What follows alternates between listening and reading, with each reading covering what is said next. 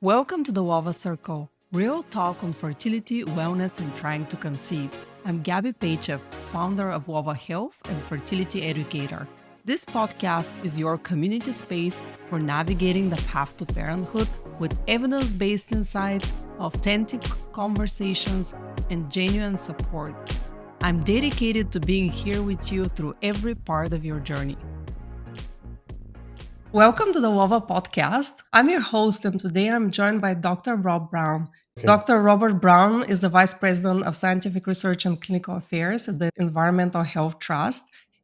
He comes with over 30 years of experience as a board certified diagnostic radiologist with a subspecialization in musculoskeletal imaging, with an extensive clinical background spanning renowned institutions like the Cleveland Clinic and the New York University Hospital for Joint Diseases.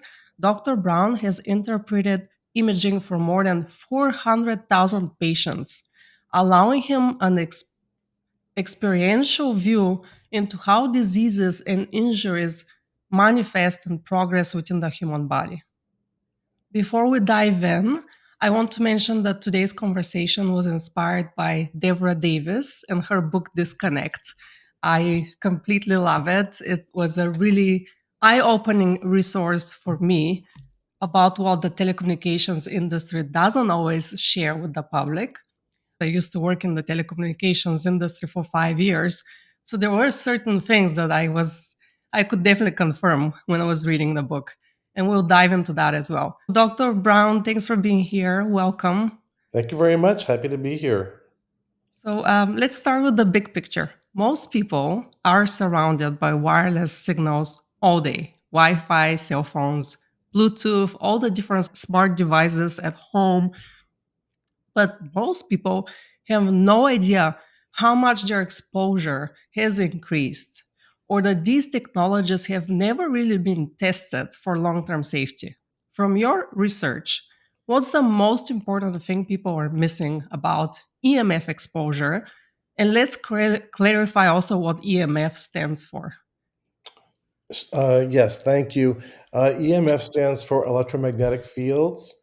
And so we're talking about a form of energy called electromagnetic radiation. And it's called that because it has two components: there's an electrical component and the magnetic component. And this is the same type of energy that we get from the sun. In fact, light is a form of electromagnetic radiation, as is X rays, gamma rays we use in medical imaging, and the microwave that we use to cook our food with, and the same frequencies that we use for telecommunications, radio, TV broadcasting, and now Wi Fi, wireless communication, is all uh, within the blanket or the umbrella of electromagnetic radiation and EMFs, electromagnetic fields. And our bodies also depend on electromagnetic fields, right? Yeah, we are electromagnetic beings, so we're not just a bundle of chemicals. We actually, every time an ion, even a water molecule, moves through the body, it's creating some type of current and some type of field. And we actually have biofields, which are unique to us. We have our own energetic signature. This is kind of going out into realms that haven't really been discovered completely in the scientific literature, but it's true. You know, we all have an energetic signature, and the environment is affecting that to some degree. Yeah, and usually these are low levels. So here we can make a distinction between the low levels that are naturally in nature and the ones we depend on versus the increased exposure over the years and what we don't realize is happening. Right. We evolved as did all life on Earth uh, in an environment where we're on a surface of the Earth that's spinning, and we face the sun for part of the day, and then we have nighttime where we're away from the sun, and so we're supposed to be within a constant magnetic field, the Earth's magnetic field. But then we have a circadian rhythm. The body functions depend on the time of day. It's called the circadian rhythm. And so it really is dependent on our exposure to the day, to the sun, the daylight, the electromagnetic fields that we're getting from the sun.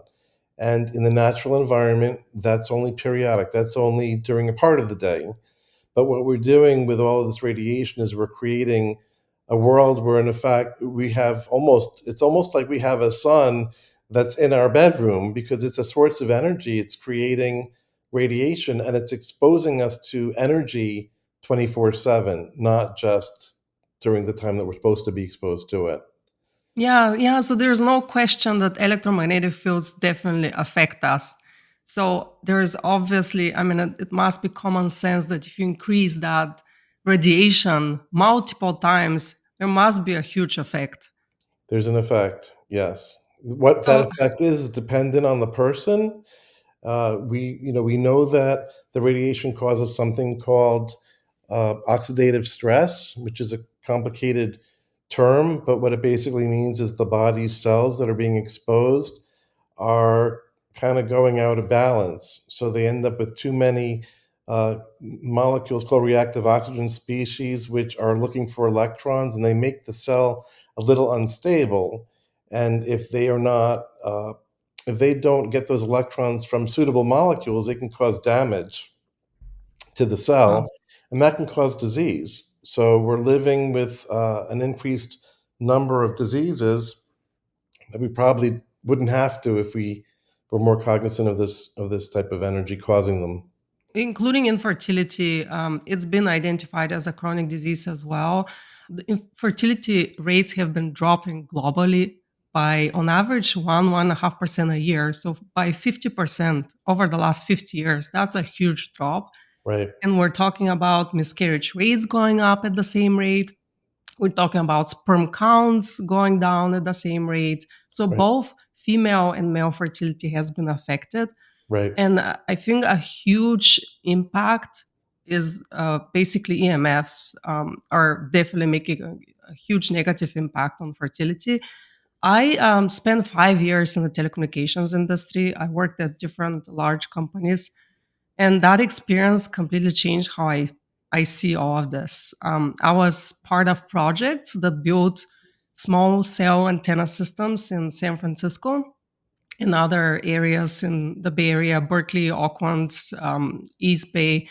But in San Francisco specifically, the small cell antenna systems, most people don't even recognize. They're usually put on poles hmm, that you see on street corners, on sometimes on street lights, oftentimes right in front of people's homes and bedrooms. that's And right. that's topped with 4G and 5G antennas. Hmm. And what shocked me, it was how easy you can get a permit from the city because the regulations cannot keep up. It seems like they cannot keep up with the technology and how the technology evolves and quickly changes. Right, So you get permits fairly easily. And I was shocked that there was really lack of regulation around this. right. The science that's accepted at this point in time that the regulators are using is that the only physiological effect of this type of radiation is heating, like a microwave oven. And so the physicists have divided up radiation into two different categories. One is called ionizing, and the other is called non-ionizing. And ionizing includes those high frequency energy waves that have so much energy they can actually knock an electron out of an atom's orbit. And that would include UVB, UVC, X rays, and gamma rays. Everything else is considered safe unless it causes too much heating. You certainly don't want to have a microwave source that's going to give you so much radiation it's going to heat your body's tissues. So that's why there's a certain limit to devices and how much they can produce, how much radiation they can produce, but it has nothing to do with the non-heating effects, what we call non-thermal effects of radiation that we're well aware of at this point. There are thousands of papers in the scientific literature that have documented different effects. It's just a very inconvenient situation that this trillion-dollar industry uh, is based on a false premise that there's no harm being done. So we have a lot of work to do. Yeah, like Dr. Deborah Davis was mentioning in the book, just like with the smoking industry back in the days, they were creating this doubt. Right. You're And not sure, is it safe? Is it not safe? So it's happening pretty much the same nowadays with cell phones and the smart technologies. yes, it is exactly the same playbook. Yep. Very good distinction between ionizing and non-ionizing radiation. A lot of people don't understand this. Even in terms of X-rays and ionizing radiation, it took years until people finally got it and believed the science. That's I true. feel like now we're in the same situation with non-ionizing radiation, I feel, Yeah. even though there's so much research and papers proving that it's also harmful. So let's talk about non-ionizing radiation, what it is, and why it's not just the heat that's the problem. Non-ionizing radiation includes light. It includes infrared energy, radio frequency radiation, which is what we use for wireless communication, and ELF, or what's called extremely low frequencies, and that's what we get from power lines and electrical current. Those would be the categories of non-ionizing radiation. What they've shown, I mentioned earlier, is that this type of radiation, it gets absorbed into the body. The depth of penetration, or how far the radiation goes, is based on the intensity of that radiation and the frequency. So where it falls on the spectrum, it's the spectrum is called the electromagnetic spectrum, and it's got all the different frequencies and wavelengths of electromagnetic radiation from direct current all the way up through gamma radiation. It's this huge swath of different frequencies and energies. But the basic thing to understand is the higher the frequency, the less penetration that the radiation has, but it harnesses greater energy. And if you increase the intensity of the radiation, then you can get more radiation to deeper tissues. And even light, we think of light, and I'm looking at you right now, I see the surface of your face. Uh, but if I increase the intensity of the light, and we've done this in the hospital, you can look through somebody's belly, you can put a light on one side of their belly and see the other side of the belly illuminate. It's called transillumination.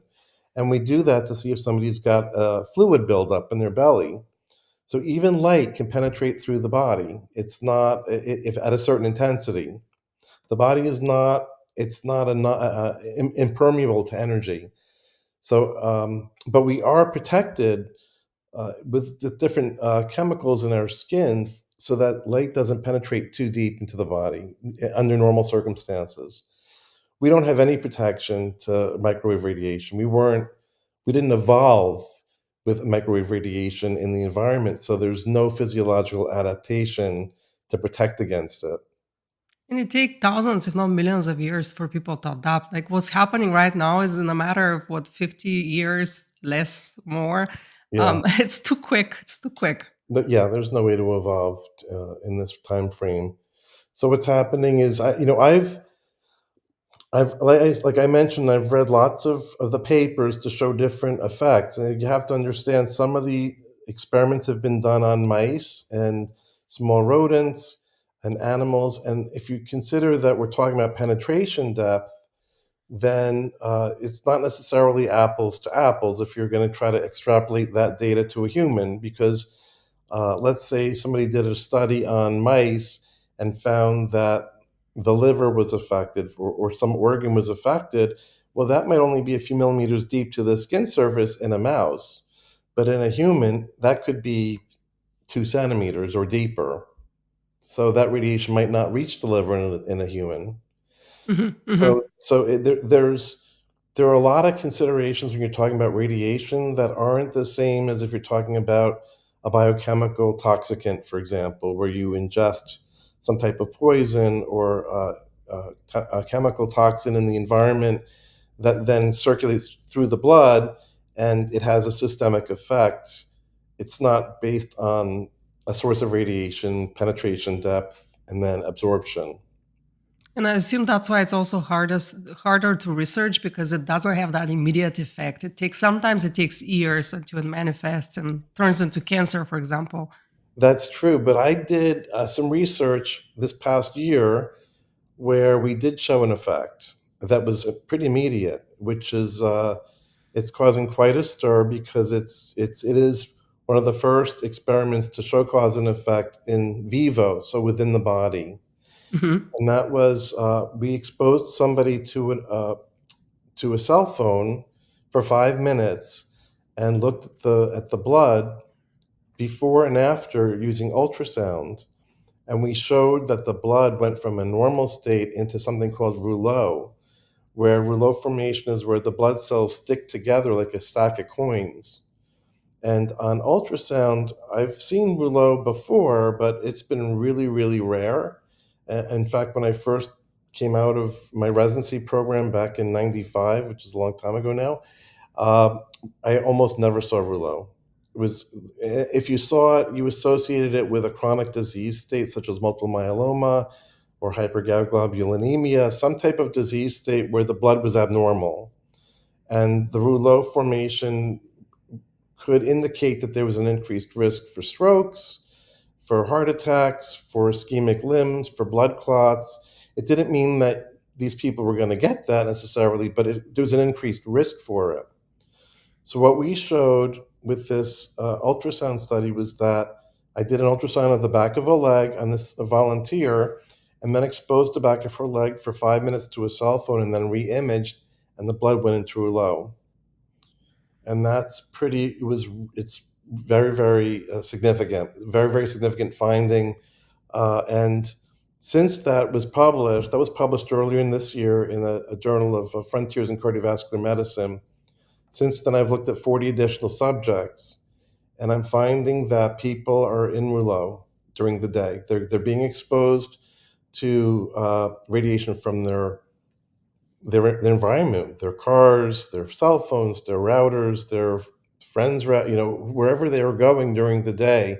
They're being exposed to this radiation, and their blood is aggregating into rouleau clumplets, and it's This affect. is this is huge. Yeah, it's huge, Well, first of all, only 5 minutes exposure, and you see that effect. Imagine and it may be less than 24/7. 5 minutes. Like one of the experiments we need to do is what happens after 1 minute? What happens after 2 minutes? There's a lot of research that needs to be done, but basically, what's happening in the leg when I'm showing after 5 minutes, the blood is going through what's called the popliteal artery, and that's going down into the calf, into the foot and ankle. And the blood that comes back to the popliteal vein is that blood that was then probably exposed in the popliteal artery and then going through capillaries and then coming back in the vein. It's not the blood that's in the subcutaneous tissues or the superficial veins of the knee. This is a deep vein. So the blood was exposed when it was going down into the foot and ankle and then coming back, and it's clumping. So that to me tells it's probably an immediate reaction. And the phone was turned on, but was not really active. Correct. So thinking about all the people talking on their phone for hours a day right against their head. Yes, I really don't recommend that. I really don't recommend putting a cell phone up to your head. Yeah. And what about, let's move to fertility. There's a lot of studies on sperm health. The so called testicular barrier, the delicate skin covering the scrotum, is not really a barrier at all. The membrane covering the testis is about 100 times more sensitive to chemical exposures than any other skin surface. Yeah, the radiation doesn't respect cell barriers, or it doesn't respect the blood-brain barrier. It doesn't respect any tissue barriers. So that's another unique feature of radiation. Goes right through it. And I have seen cases. I just had a case work, and I was working my regular shift, my regular job, of a man who had a scrotal ultrasound, and the veins in his scrotum were showing rouleau formation. So I don't know if he had the cell phone in his pocket before we did the study, but I would bet that he did. So the rouleau is not limited to the leg. Of course, it can affect, um, and that may be one of the reasons why the sperm is being affected. But you're right. There have been studies that have shown that there's impacts on sperm. It decreased sperm motility. There can be DNA damage, so it can actually affect your genetics. There's a decrease in sperm count, and it can affect testosterone levels. So, men can have lower testosterone levels just because the testes are being exposed to this radiation. It's Just like a woman should never carry a cell phone in her bra or in in her pants pocket, the same for a man. He should never carry a cell phone in his pocket, especially if it's turned on. But So of course, what's your advice? I see men carry cell phones in their front pockets all the time because it's convenient. You don't have a purse when you're a guy. Like it's really like is the back pocket at least a little better in terms of protecting your reproductive health? reproductive health probably, but I don't know. I mean, I really I can't. My advice would be if you're going to carry the phone from one place to another, either put it, carry it in one of these cases they're selling now with a strap. And I hold my cell phone with the strap, so it's basically dangling when I'm walking like a purse, but it's my cell phone. I carry it off my body, and it's in airplane mode most of the time. Yeah, that's a good idea. It just we lived without this technology for so many years, and all of a sudden, people think that they can't live without it, and it's silly. I mean, you don't have to have your cell phone with you all the time, and if you do, it certainly doesn't have to be on. But it's a change in mindset that needs to And happen. and also think of the cell phone as a little microwave oven, right? Yeah, yeah. Pretty much. It has some of them have up to 7 antennas, I believe. So they're all emitting different frequencies at different intensities. Um, yeah, they're very, very complicated. It's extraordinary tech. It's extraordinary what they can do. I mean, I'm not going to say it. I'm not impressed. It's an extraordinary technology, but it just needs to be used judiciously and with uh, with the understanding that it's a microwave. It's a microwave producer. It's an emitter of energy. So, as much as we obviously cannot live without smart technology nowadays, we just have to be smart about how we use it. That's right. We need to use it safely. At this moment, we cannot really rely on the regulations. Maybe we can briefly talk about this how the testing has been done. Basically, they're testing the cell phone, first of all, at a distance. If someone is talking, they're testing it against, they call this fake person Sam, Mhm. who is the 10% in the military, like high, tall guy, very heavy, nothing similar to the average person, let alone women or children or small fetuses, and still in the prenatal life. Right, And it's basically the exposure is 6 minutes on the phone at a distance from the ear. Even a little bit, even an inch of a distance makes a huge difference. So right. distance is key when we're talking about protection. Maybe what a mention like how the regulations are really behind. They're 30 years behind. Like we should not be relying on telecommunications company to really tell us your cell phone is safe.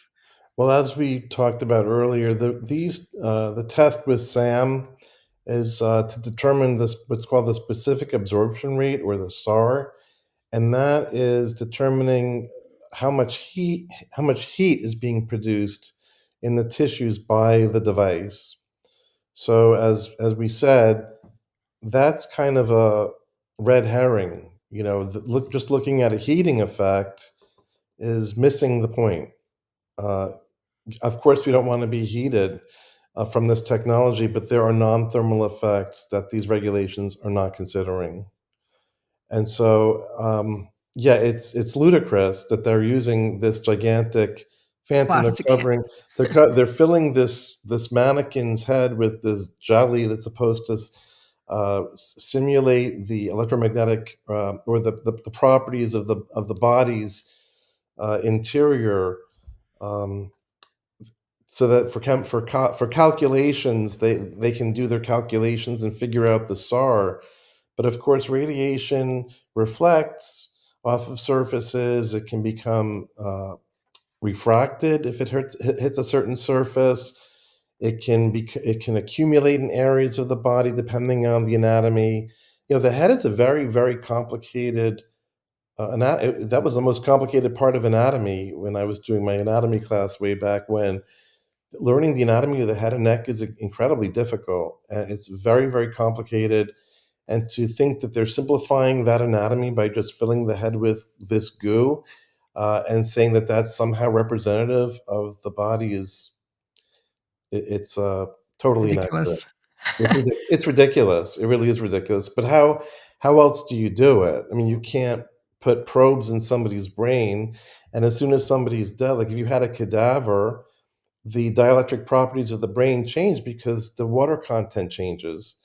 So it's not like you can really do in vivo testing, which is one of the problems with doing these studies. Is how do you make the determination that what's safe or not? Um, that's why my recommendation to people is just limit your exposure as much as you can.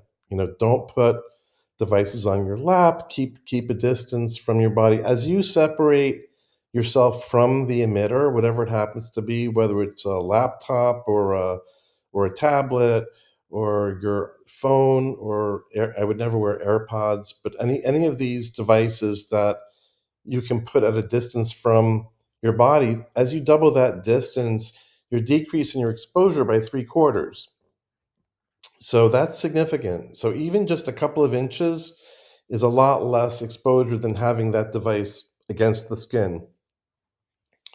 So increase the distance and just diminish the overall use. And of course, at night, try to sleep in an environment that has no or as minimal exposure as possible, because the body really needs to be in a protected space at night while it's sleeping so it can heal. Exactly, exactly. So many questions circulating in my head right now. um, well, talking about safety and how I mean, yes, it's hard to see what exactly is safe versus not, and we need to be our own advocates. But there are countries who are doing much better in terms of regulations compared to the United States or Canada. For example, China, India, Russia is stated in the book 100 times lower maximum exposures for their citizens. Right. So if you're in the United States, just be careful. You really have to be your own advocate. And also, when we talked about protection, there's also a lot of companies coming out with all of these different um, radiation blocking devices, like maybe something you put behind on your phone or a blanket, all kinds of different things. What do you Right. think about those? Because you said that radiation also reflects back. So if you're trying to block the signal, and we know that if you're in a low signal area, that actually your phone is looking for signal even harder. So that's more radiation. And now you're trying to block it, like, but then you want your phone to work. Isn't that double, triple the radiation? Right. So if you have a device that says it's going to block the radiation coming from your phone, that means that you're not. If it is really working, you're not going to be able to get phone calls, and you're not going to be able to use your phone while it's in this device. You get this cover, and I think most of them are probably they're not effective. Uh, some products are very good at blocking. I personally use something called a sleep canopy because I live in a city where there's a lot of RF coming from neighbors' Wi-Fi's and outdoor antennas, and the sleep canopy does block RF, but certainly you can't put a cell phone inside of it or any other device that's going to emit, because yes, the radiation will just bounce off the walls of the canopy and increase your exposure. So it's important to realize that when you're blocking or trying to reflect radiation, you have to kind of understand what you're doing. And if let's say, wearing a blanket or a shirt that's got protective material in it, the radiation that's going around, let's say if you wore a net, or a sweater, for example, if radiation was coming in at the neck level, it would refract around or bend around the top of the sweater and then get deeper into your upper chest. So it's not just like light. If you have, for example, if you had a door, and if you had a light on in a hallway and you were in the bedroom and it was nighttime and you closed the door, even though you're closing the door, the light will still go underneath the door, presumably just a little gap, and you might have enough light coming into the room that you could still say read. It depends on how much light, but light refracts. It bounces off the walls, it bounces off objects, and EMF does the same thing. It's light is a form of EMF, as I said earlier. And So going back to ionizing, non-ionizing, where are cell phones and tablets and computers sitting in that on that spectrum? that's all microwave radiation or radio frequency radiation. So it's non-ionizing, and it's a much lower energy than, say, infrared, and it's a higher energy than the radiation that comes from power lines, which is called ELF. So it's somewhere in the middle there. It's from the 2 to 300. I think it's 200 megahertz up to 8 gigahertz, and then but now we have the high band of 5G, which is bringing us into millimeter waves, which is even a higher frequency in the between 20 and I think they have licenses now up to 99 gigahertz, but the companies are using, I think it's maybe 25, and I don't remember the numbers, but there's between 20 and say 35 or 40 gigahertz is where the frequencies are now, that they're transmitting like uh, uh, instantaneous delivery of videos. I mean, it really is amazing. But if you imagine that the radiation is being put is how do I phrase this? The information is being encoded on a carrier wave. That's how this works. So as you have a lower frequency, all this radiation is traveling at the same speed, the speed of light. So it's instantaneous that you're getting this information from one point to another. But as you increase the frequency, you can put more data on the wave. It's called modulation. So if you have a higher frequency, you can transmit more information in a given amount of time, right? Because you've got more waves to put the same amount of information on. If Mhm. you're going up to 25 gigahertz, that's 25 billion cycles per second. You can put a whole video that in the amount of time that it might take for you to do that might be, 1,000 times faster than using a lower frequency, because you'd have to put that information on many, many more waves to get it, uh, to get the same information across. Am I making sense? Like, I Yes, kinda tripped yeah. my words, but because you have so many waves per second, you can put much more information on them, and that you can transmit the information faster, and that's why they're going up to higher frequencies. And when we build these new generations of networks, 4G, 5G, we don't really remove the old ones. Right, 2G and 3G continue to stay active. And you're basically layering new frequency on top of the old ones. right, So if a neighborhood needed 50 antennas for 4G, now we need 4,000 or 2,000 or 4,000 for 5G because those need to be closer together. right, right. And, people, they hear 5G, and if you look at the number of frequency bands that are available in the 5G network, and you compare that, say, to the old AM radios, you're probably not old enough, but in the cars way back when, there used to be a dial, and you could go through AM radio, from one end of the spectrum to the other, and you would turn the dial like 4 or 5 times, and you would get all the frequencies in the AM band. Does that sound familiar? With Yeah. with the 5G frequencies, if you include low, the middle, and high bands, it's like you'd have to turn that knob, I think it's like 256 billion times, or 256 million times, to get from one end of the 5G frequency band to the other. It's like an extraordinary amount of radiation coverage. It's just incredible how much the spectrum is, and the spectrum is being doled out by government and by this organization called the National Spectrum Management Association.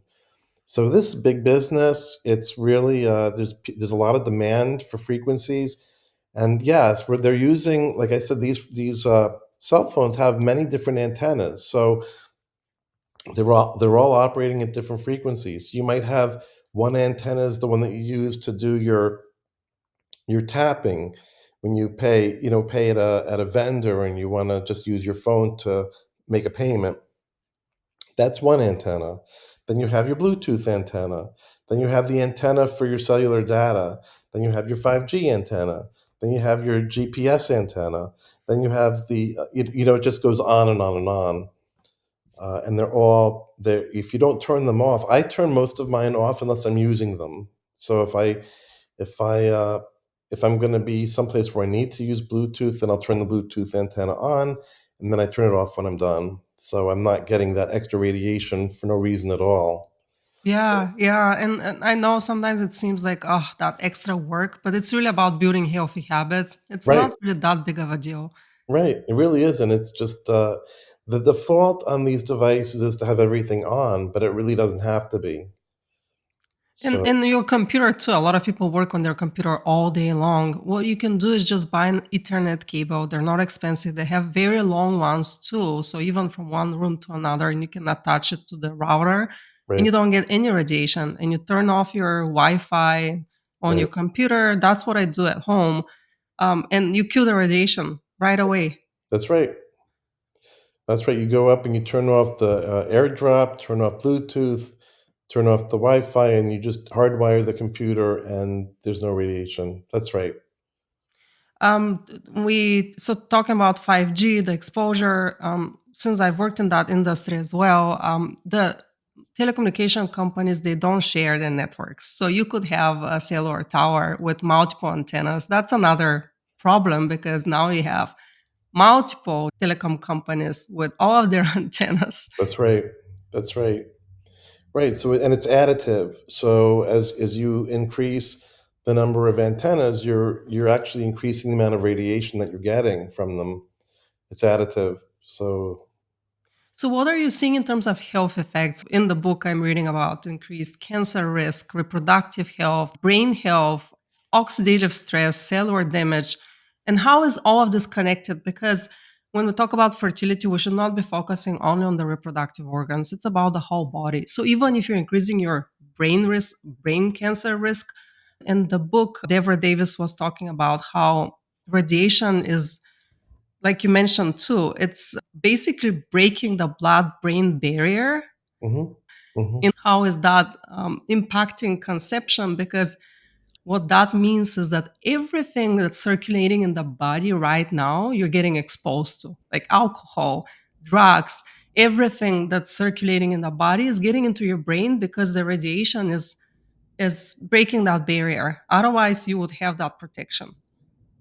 the areas that are being exposed are the areas that are being affected.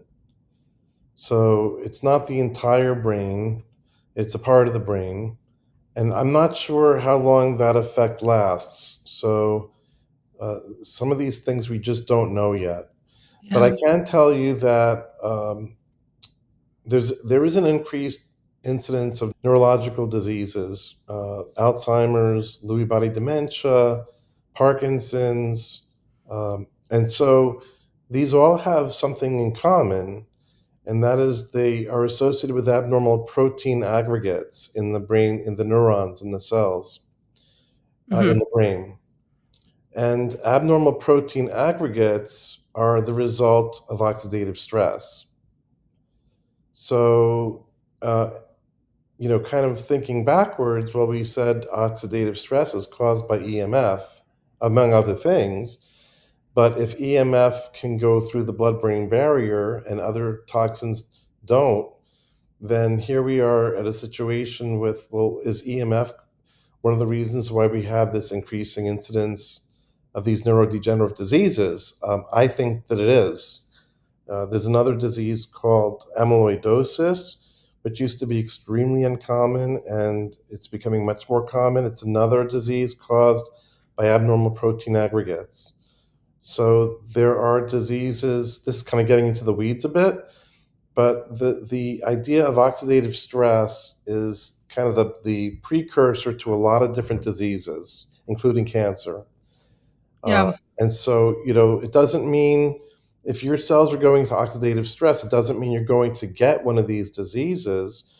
But it's kind of you're on the way, and so you need to, what I recommend to people is to increase your intake of antioxidants, like vitamin C and other, vitamin E, and there's a lot of different vitamins and supplements people can take to increase their level of antioxidants. But when you have oxidative stress, the cure is antioxidants. And Yeah. the one that the body uses, universal antioxidant is called glutathione. And glutathione is the one that is the most useful, and it has a chemical reaction where when it donates its electrons to these reactive oxygen species, it then binds to another glutathione molecule that had just gave its electrons away. And then when you have an antioxidant like vitamin C, it donates its electrons to the glutathione molecule, so it makes it usable again. So there are ways for the body to recover from oxidative stress. It's just you need to give your body time to recover. So if you're constantly being exposed and you're never giving your body a chance to recover, you're going to get sick. That's that's just kind of Yeah. the way it is. Matter of time. Yeah, it's just a Yeah. matter of time. You're going to get sick, and so it's really important to make sure that you have at least part of the day, and preferably when you're sleeping, where you can relax and let your body heal and know that you're not being hit with anything that you need to defend yourself from. Sleep is very important, and the hormone that your body produces when you're sleeping is called melatonin. And you need to produce melatonin. Uh, Melatonin is actually one of the most powerful antioxidants that we have for the body. And if you are exposing yourself to the flickering of a TV while you're sleeping or trying to sleep, or if you have a Wi Fi router in your bedroom, or your cell phone is turned on and it's on your nightstand, you're not going to produce the melatonin that you should. And that's another reason why people get sick, is they're not getting melatonin production, and they're not sleeping well. They may think they're sleeping well because they're falling asleep, but the body is not healing itself like it's supposed to. And most people think the reason is the screen, the blue light versus red light, which is one reason. What about the radiation? Is that also Yes. Yep. basically affecting the melatonin? I'm not sure what the actual mechanism is. I know with the blue light, like your eye has a pathway from the retina right to your hypothalamus. It's called the retinohypothalamic tract. And it's different from the visual system, so it's not giving your brain spatial information or color or any of that, but it's telling your brain there's light, it's dark, it's either on or it's off. And when that information tells your brain, okay, it's dark out, it's nighttime, then your brain starts to produce and release melatonin.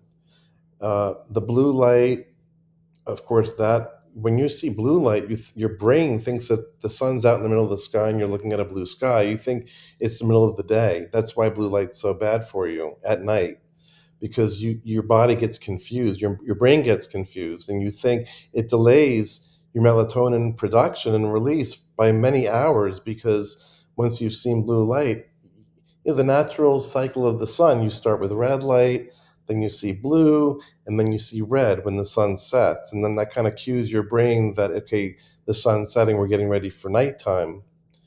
And then you start with the melatonin production. If you then turn on a blue light, you're just causing creation, you're creating chaos in a sense, and you're delaying your melatonin production.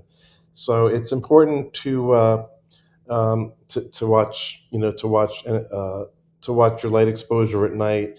And there have been studies to show that EMF exposure to the Wi-Fi, to cell phones, that it also affects your melatonin production. I don't know if it's affecting the retina the same, and using the same receptors, the same pathway, or if it's causing a direct effect on the hypothalamus, or I have no idea. It would be wonderful. That's more research that needs to be done. So Hmm. Hmm. this is just a field that there's so many research opportunities. It's very Yeah. exciting, but it's fraught with adversity, because Hard to find sponsors, right? people don't want to believe it, and the industry doesn't want to support it, and they don't want to know about it. So but it's a very exciting time to try to figure out more about how we function. It starts with even the beginning of your day. If you have 5 minutes in the morning to get exposed to natural light before you Mhm. turn on your computer, you look at your phone, that's very important how it sets your day. Right. Right, that's all part of your circadian rhythm. Tying it back to at the beginning of our conversation, we talked about circadian rhythm, and it is the melatonin kind of directs the circadian rhythm, and so it ties you to the cycle of the rotation of the Earth, and it actually ties us to each other. Everybody living in the same area as you, we're all experiencing the same sunrise, sunset, same degree of darkness. And the animals are all also, it's like there's a community that exists just because of the circadian rhythm. It's really magical. But when you disrupt it, then you're taking yourself out of that balance. So it's yeah, Yeah. a lot to think about. When you're on a call, you're moving in your car, or when you're walking down the street, or you're walking and talking on your phone is constantly connecting to new cell towers. So every time basically it ramps up to maximum power so you don't lose signal. Is that correct? I think it depends on where you are. So, but the signal, the strength of the signal is constantly changing. That's true. So would you advise people to maybe avoid talking on the phones in the cars? The cars are also made out of metal, so there's also this like blocking of signal. Some of this is it's become part of the fabric of our society. It's really hard to extricate yourself from all this exposure. I talk on the cell phone in my car through the Bluetooth when I have to. It just um, Reduce maybe calls. reduce whatever you can do is helpful. The most important thing to me is the antioxidants and getting good sleep because then my body can heal. What are So your top tips in terms of protection? say do not ever carry your cell phone in your pocket or certainly not a woman should never put a cell phone in her bra. I've seen that. It frightens me. I've seen breast cancers come develop from that.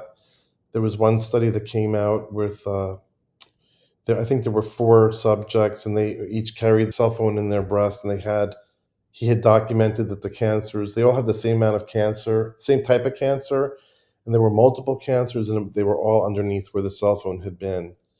So after I read that study, I thought, people need to understand: do not carry your cell phone. The breast is a very sensitive organ, as we know. The breast incidence of breast cancer is always going up. It's a terrible disease, and you do not want to increase your risk for breast cancer by doing something so Something stupid. that something that breaks my heart every time I see this is when women, men carry their kids in a carrier and they hold their cell phone right next to the baby's head. Right? Terrible. Right. Definitely don't do this. Right. What about Wi-Fi routers? I would say know where it is in your home. Make sure you don't sleep right next to it. Make sure you don't spend your whole day right next to it. Right. I don't use a Wi-Fi router at my house, but I know a lot of people are really hesitant, or if they want to try to get rid of it, their spouse would say no. So a compromise would be to put it on an appliance timer and have it just turn off when you go to sleep, so that it's not irradiating everybody in the house while you're sleeping, and then have it turn back on in the morning after you get up. So again, there you're just protecting your sleep, but you still can have the Wi-Fi. And if you do use Wi-Fi in the home, you can actually make calls from your cell phone using the Wi-Fi. You can use Wi-Fi calling, and that would actually decrease the exposure you're getting from your cell phone if you're using a instead of using a cellular antenna to make a phone call. So there's a little bit of give and take with that type of arrangement. Okay, that's interesting. Okay, so turn off all of your antennas, Bluetooth, cellular. Just keep the Wi-Fi when you're home. If you have Wi-Fi router, Yeah, and just turn it off at night. what do you think about baby monitors? Uh, if I used a baby monitor, but it was before they had the Bluetooth. What I would do now, if somebody felt that they needed to have a baby monitor, was probably to get like a big, either one of these shielding sheets or a big piece of cardboard and cover it with aluminum foil and just make a barrier, physical barrier between the baby and the monitor so that you could still have sound coming over the barrier, but the radiation would be reflected away from the baby. so that way you could still get the benefit of the monitoring, but you wouldn't be exposing the baby to the radiation. If you have a shield, let's say aluminum foil shield, the aluminum foil is going to reflect all the radiation. And if I would recommend somebody in that situation get a monitor. They have these pretty cheap RF radio frequency monitors that you can get on Amazon or wherever, and uh, you'll have an idea of how much you're blocking the exposure of the infant. But I think that's really important to prevent the infants and small children from having too much exposure. Yeah. So, for some people who are new to this and they're hearing this for the first time, it's gonna sound probably overwhelming. So, maybe we Right. can share some top tips, especially for people who are trying to conceive. We already talked about men should not carry cell phones in their front pockets. Women should avoid carrying cell phones in their bra. What else?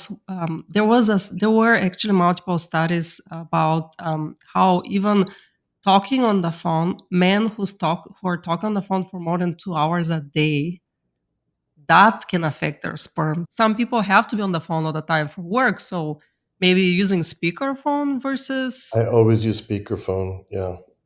or wired headset like I'm using right now. Right. Exactly. Okay. Do you have any other top tips? I would say nothing. No to wearables. People like don't wear Watch. the smartwatch, the AirPods, the Fitbits, unless it's medically necessary. I mean, people always ask me about, well, what about hearing aids? What about, I mean, there are a lot of medical devices now that people are wearing that are emitting RF. Uh, and I what can you do? I mean, it's just there's just the way the technology is going. I mean, hopefully, once this research gets more out in the open and people are able to start expanding on it, then the technology tide will change to safer devices. But at this point, I think if there's something that's medically necessary and it's emitting RF, then you have to wear it. I mean, you can't say no to a pacemaker or whatever you Yeah. use. I mean, you just have to go with it. But if it's not medically necessary, then why expose yourself? And it's important to remember that Rouleau study that I talked about, because if you've got the cell phone, say, in your pocket, and even though the uterus might be remote from where the cell phone is, if it's causing rouleau formation and it's clumping your blood, it might be impacting the oxygen delivery to the fetus in the placenta. So it's just something to consider. We haven't shown that yet. I mean, there have been studies to show that EMF is affecting, uh, maybe associated with low birth weight babies, Mhm. and certainly that is an increasing finding in many pregnancies now. The low birth weights, I think the last I read, it was like 36% of pregnancies now are low birth weight, which is an alarming statistic. Yeah. And it may be related to this Rouleau phenomenon that I described, because the uterus is protected. I mean, there's several centimeters of thick muscle that's surrounding the developing embryo. I mean, later on, the muscular wall of the uterus thins out a little bit, but still, you have the abdominal wall. You've got a lot of layers kind of protecting the fetus from radiation, theoretically. But it might be that this systemic effect with the blood might be impacting the oxygen delivery to the fetus. So even though it may seem like your fetus and baby's protected because it's so deep, I still wouldn't put a cell phone in my pocket if it's on, or in my bra. It just keep it off your body. Yeah, and pregnant women near your abdomen, keep it away. Yes. When you're Oh, trying to get pregnant yeah. again, Don't put a laptop with Wi-Fi on your belly, and while you're doing work. Don't put a tablet on your belly, because then you are asking for trouble, I think. thank you, Dr. Brown. Thank you so much for this conversation. I was so excited and I No, it's learned a pleasure. so Very much. happy to be. Yeah, very happy to talk with you. This is great. So I hope it I was know good. we've covered a lot, and we have amazing tips for people who are trying to conceive. So reach out if you are looking for more insights and some actionable tips that you can take for your specific experience, for your specific journey and situation. If this conversation resonated with you, that's exactly why we created WOVA and we have this podcast. Follow us, subscribe, and share this with someone who is on their trying to conceive journey or pregnant or somebody who might benefit from this conversation, which in my opinion is everybody.